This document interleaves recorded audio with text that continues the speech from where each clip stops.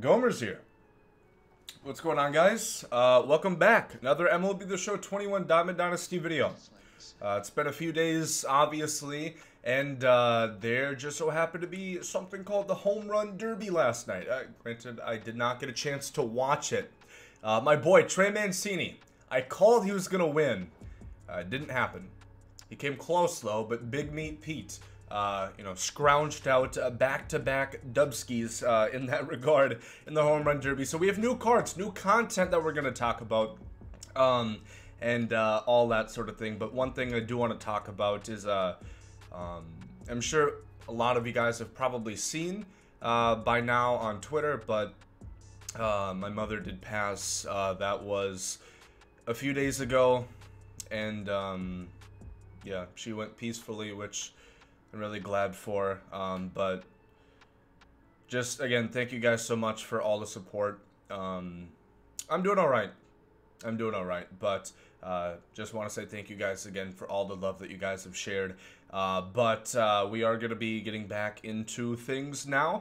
And, some of these videos, such as Team Affinity 3, I might not be the first one to do it, but as I continue to learn, sometimes it's okay not to come first. If you get my drift, leave a like, subscribe if you guys are new to the channel. As always, definitely would be greatly appreciated.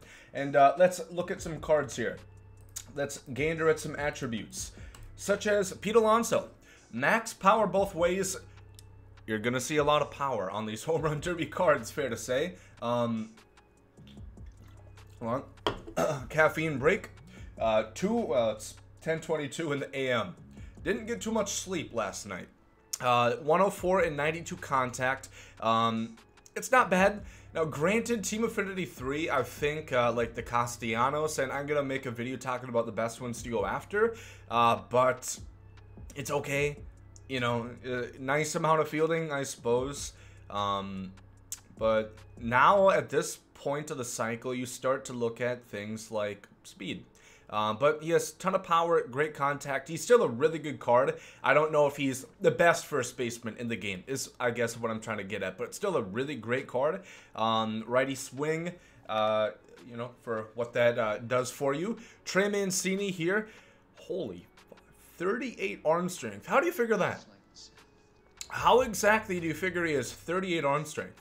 Because I think of, when we did track and field day, do the softball toss, 38 arm, I find that hard to believe. For a grown man who's 6'3", 230, what, we only hitting legs, I guess, Trey? 40 speed, yeah. A card you might want to stick at first base. I don't recommend putting this 40 speed, 38 arm out in center, but you do you, I suppose. Ton of power. Again, pretty good contact. Not bad, but yeah. The fielding is not great. Juan Soto here. He is, and as a lot of these guys kind of are, platoon. 79 contact against lefties isn't manageable. I mean, I guess, kind of, but it's not ideal is what we're getting at there. 121 power both ways is quite nice, pretty good. 116 contact against righties, defensively terrible. No way to put that nicely, unfortunately. 45 speed, yeah, this is just not a great card. Yeah, he has a lot of power, and he has good stats against righties, but some of the best pitchers are lefties. And that fielding, just, especially with TA3, there's just too many better cards to really recommend that. This Trevor Story, however, I still think, I don't know, the contact's kind of low, 78. I think this card could be maybe considered better depending on what you value more.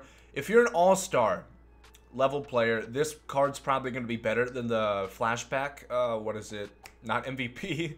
The Silver Slugger, Trevor Story. This one could be better for you. But if you're on Hall of Fame Legend, that contact's going to be a bit more valuable. But still, gold defense at short and decent enough. He has 82 arm, which helps.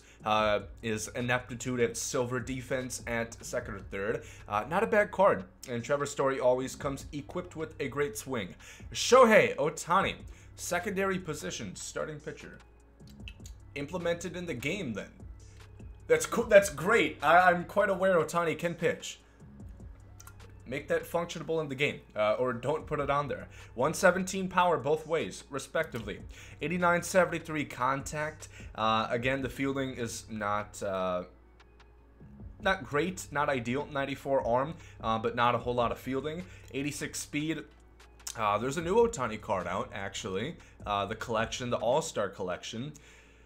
It's okay, you know, it's okay, I guess, but it looks a lot like the POTM one that we saw not too long ago. Salvador Perez, if you needed more Salvador Perez cards, I guess. This is actually pretty damn good. 97 and 95 contact, 117 power. What the fuck? Who conjured up this beautiful card? This is one of the best ones. This is pretty damn good. He's going to have 100 contact plus both ways once you parallel him up. 117 power, that's out of the box. The fielding is not great. He has 1 steal. If that means anything to you. 19 speed, not quick, but wow. This is the best budget catcher in the game, I would reckon. Holy shit, I did not expect that. Matt Olson, if you needed more Matt Olson cards, there you go. I don't mind it, you know. These cards are different, well, a little bit different, I suppose. I was just looking at the new Matt Olson, which is better, of course, but 115 power both ways, 82-74 contact. I mean, there's no real purpose to get this one. This Salvador Perez, though, and actually we'll throw it into a comparison. We'll check out Joey Gallo in due time, but I do kind of just want to get a good gander at these two. Yeah, what the hell? It's kind of better. Am I wrong? I mean, he's just significantly more balanced out. The fielding and the speed is better on the Team Affinity. I don't know. I think either are really good, but holy shit, Salvador Perez just gets love and well deserved. Yeah, I don't know. They're both pretty cool. Wow, I am fascinated at a Salvador Perez card. You know I'm hungover. Joey Gallo, 115 power both ways, 65-89 contact, respectively. If you needed more Joey Gallo cards, because I think we just got one. Maybe we didn't. Maybe, no, we didn't get another. No, okay, yeah. I am hungover, Jesus Christ. 51 speed, great defensively, of course. Can play most spots. Not all, but most. Yeah, the contact kind of kills it against right-handers, but he has a ton of power. I don't know.